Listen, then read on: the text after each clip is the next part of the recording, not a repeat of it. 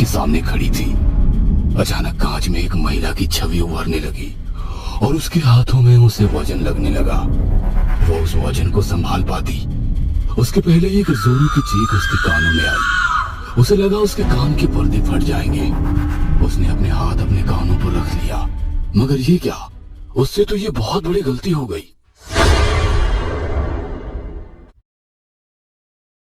श्रेया एक 18 साल की लड़की है। इसके माता पिता बचपन में ही गुजर गए थे, तो ये अपने मामा मामी के पास रहती थी।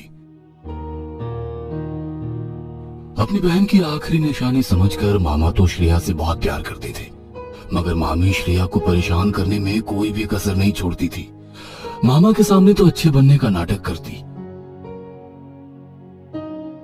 मगर उनके ऑफिस चले जाने के बाद वो श्रेया से घर के सारे काम कराती थी। उसे खाने पीने के लिए भी ठीक से नहीं देती थी। हमेशा घर का बचा हुआ ठंडा बासी खाना ही देती थी। उसके मामा यदि उसके लिए दूध लाने को कहते तो वो दूध में पानी मिलाकर दे देती थी। पता नहीं कब तुझसे पीछा छूटेगा। पैदा होते ही अपने माँ बाप को खा गई, अब हमारी छाती पर मूंग गल रही है। काम की ना काज की, दुश्मन अनाज की। जब देखो खाने को चाहिए, मगर काम करने में मौत आती है। मामी मुझसे जितना हो पड़ता है उतना काम करती तो हूँ, उसके बावजूद भी आप मुझे हमेशा डांटती रहती हो। मामा के सामने तो इतनी भली बन जाती हो, मगर उनके जाते ही अपने असली रंग दिखा देती हो। बहुत जुबान चलने लग गई है तेरी, अभी खबर लेती हूँ। कहते हुए उन्होंने श्रेया को बहुत मारा। श्रेया अकेले में बहुत देर तक रोती रही। भगवान, आपने मेरी किस्मत कितनी खराब लिखी है।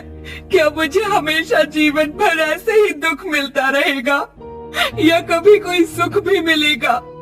बचपन में माँ पापा चले गए, अब मुझे कोई प्यार भी नहीं करता। कॉलेज में मेरे कोई दोस्त नहीं है। मेरे जैसा बदनसीब तो कोई नहीं होगा। रोते हुए श्रेया सो गई। अगले दिन सुबह जब मामा ने उसे देखा तो मार के कारण उसका पूरा शरीर सूजा हुआ था। बेटा, ये क्या है? तेरा पूरा शरीर कितना सूजा है? किसी ने मारा क्या तुझे? कहते हुए वो मामी की ओर देखने लगे। नहीं मामा, मुझे किसी ने नहीं मारा। कल कॉलेज से लौटते समय एक छोटा सा एक्सीडेंट हो गया था, उसके कारण ये सूजन आ रही है। एक्सीडेंट? अरे कैसे एक्सीडेंट? तूने कुछ बताया नहीं। ऐसे ही छोटा सा एक्सीडेंट था। मामी जी ने दवाई दे दी और हल्दी का दूध पिला दिया था। इसके कारण जब तक आप ऑफिस से आए तब तक नींद आ गई। आप फिक्र न करो, मैं ठीक हूँ। अच्छा बैठ, ब्रेकफास्ट कर ले। नहीं, अभी इच्छा नहीं है। कैंटीन में कुछ खा लूंगी। जरूरी लेक्चर है, मुझे लेट हो रहा है, चलती हूँ। घर से निकलकर श्रेया और ज्यादा उदास थी।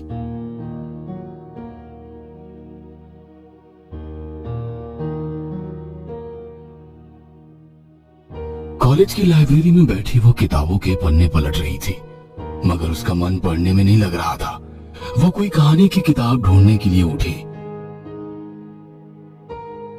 तो उसके हाथ एक किताब लगी जिसका नाम था power of black magic. Power of black magic? Black magic जैसा कुछ होता है क्या? काश कि ये सच हो। यदि ये सच होगा तो हो सकता है कि मेरी किस्मत बदल जाए। सोचते हुए श्रेया उस बुक को पढ़ने लगी। उसमें तरह तरह के ब्लैक मैजिक लिखे हुए थे। श्रेया सभी को बड़े ध्यान से पढ़ रही थी। हर तरह के ब्लैक मैजिक के लिए कोई ना कोई साधक की आवश्यकता थी, जो श्रेया के लिए हासिल करना मुश्किल का काम था। एक के बाद एक पन्ने पलट रही थी, तभी अचानक उसकी निगाह एक गेम पर गई। गेम जो पूरी तरह खौफनाक था, प्रेतात्मा को आपकी जिंदगी में ला सकता था। गेम का नाम था द बेबी ब्लो। इस गेम को स्टेप बाय स्टेप पढ़कर श्रेया सोचने लगी, ये गेम खेलने के लिए किसी भी चीज की जरूरत नहीं है। ये तो मैं आसानी से खेल सकती हूँ। यदि मैंने इस गेम को जीत लिया तो मेरी किस्मत हमेशा के लिए बदल जाएगी। गुड लक मेरा हो जाएगा। श्रेया लाइब्रेरियन की नजर बचाकर वो किताब अपने साथ अपने घर ले आई।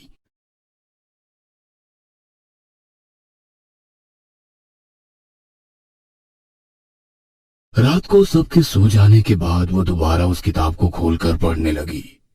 कई सालों पहले इस दुनिया के किसी कोने में डेजी ब्लू नाम की औरत रहा करती थी। उसे एक सैनिक से प्यार हो गया। कुछ समय बाद दोनों ने अपने प्यार को एक नाम दिया और शादी कर ली। शादी के बाद सब कुछ ठीक था। डेजी एक बच्चे की माँ बनी, मगर कुछ समय के बाद उसकी किस्मत बदल गई। एक जंग की वजह से उसका पति सरहद पर चला गया।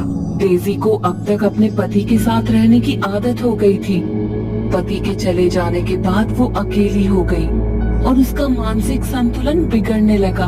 वो बच्चे का भी कुछ खास ध्यान नहीं रख पाती थी। बुरी बात तो तब हुई जब युद्ध के दौरान उसके पति की मृत्यु का समाचार उसके पास आया। उसके बाद तो वो और अजीब अजीब सी हरकतें करने लगी। लोगों के हिसाब से वो पागल हो गई थी। एक दिन अपने घर में उसकी नजर अपने परिवार की तस्वीर पर पड़ी। वो तस्वीर देखकर वो जोरों से चिल्लाने लगी और उस तस्वीर को उठाकर जमीन पर फेंक दिया। बच्चा शोर शराबे के कारण रोने लगा तो उसने उस कांच के टुकड़े से अपने बच्चे को मार दिया और फिर खुद भी कांच के टुकड़े से अपनी नस काटकर मर गई। तब से लेकर आज तक कांच के अंदर उसकी आत्मा कैद है। कोई भी शख्स कांच में देखकर बेबी को हाथ में लेने का पोज बनाकर आईने के सामने खड़ा होकर कहे, baby blue, I know the thing she did to you. लगातार कहते रहे तो कांच में एक महिला का अक्स उभरता है और आपकी गोद में एक अनदेखा बच्चा आ जाता है। कांच में स्थित महिला उस बच्चे को आपसे छीनने की कोशिश करती है, मगर यदि आप उस महिला से डरे बिना यदि ये गेम जीत जाते हैं तो गुड लक हमेशा आपका होता है, मगर यदि हार जाते हैं तो मौत सुनिश्चित है। दोबारा से पूरी कहानी पढ़कर श्रेया बहुत दुविधा में थी कि क्या करे, ये गेम खेले या ना खेले। उसने बहुत हिम्मत करके अपने कमरे की लाइट बंद कर दी। फिर बाथरूम के मिरर के सामने खड़े होकर 2 बार बोली, baby blue, I know the thing she did to you. बोलते हुए श्रेया को पसीना आ रहा था। वो आगे नहीं बोल पाई और लाइट ऑन करके बाथरूम से बाहर आ गई। वो पूरे पसीने में भीग चुकी थी। गहरी सांस लेते हुए उसने पानी पीने के लिए ग्लास उठाया तो उसे लगा उसके पीछे से कोई साया गुजरा है। उसने पलट कर देखा तो वहाँ कोई नहीं था। श्रेया खुद को रिलैक्स करने की कोशिश करने लगी और खुद से बोली, Shreya, you can do this, you have to do this. तुम ऐसे हार नहीं मान सकती। तुम्हें अपनी किस्मत बदलनी है या नहीं? खुद से बात करके खुद को हौसला देकर उसने अपने कमरे की लाइट दोबारा बंद की। श्रेया अंधेरे में एक मिरर के सामने खड़ी थी। उसने बेबी को गोद में उठाने का पोज बनाया और बार बार कहने लगी, baby blue, I know the thing she did to you. Baby blue, I know the thing she did to you. थोड़ी देर तक तो कुछ नहीं हुआ।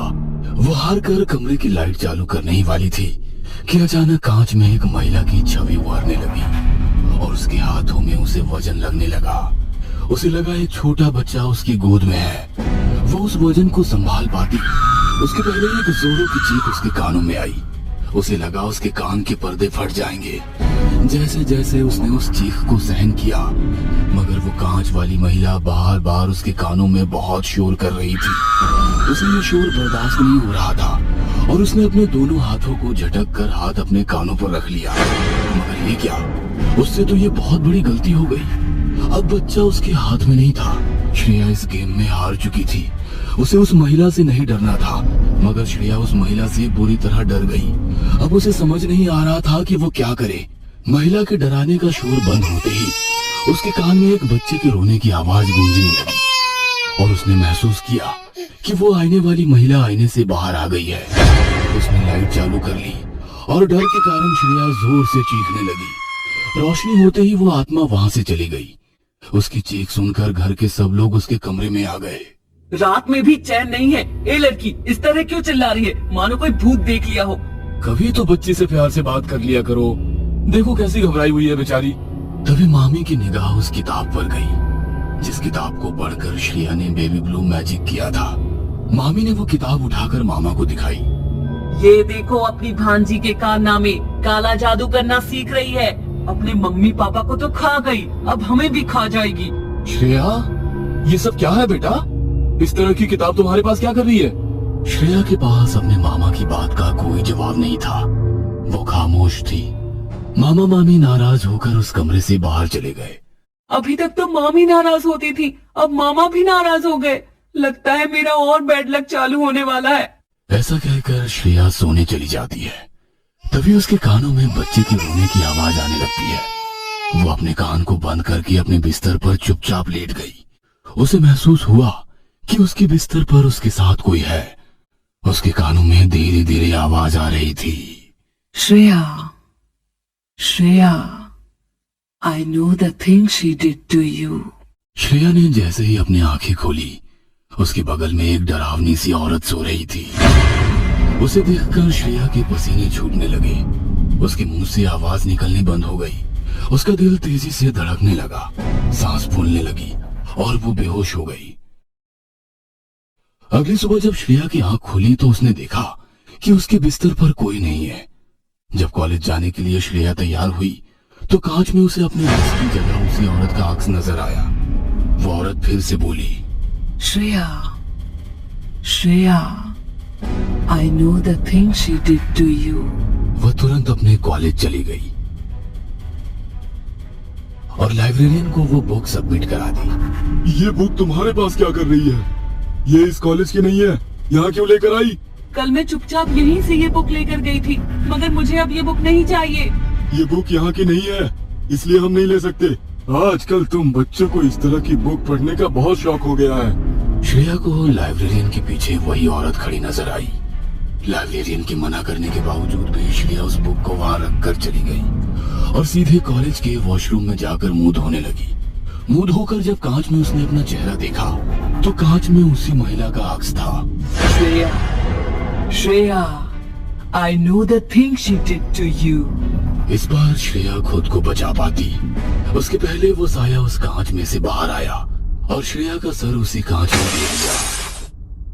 श्रेया का सर फट गया, उसमें से खून बह रहा था और वो महिला उसके खून को जल्दी जल्दी पीने की कोशिश कर रही थी और बोल रही थी, Shreya, Shreya, I know the thing she did to you.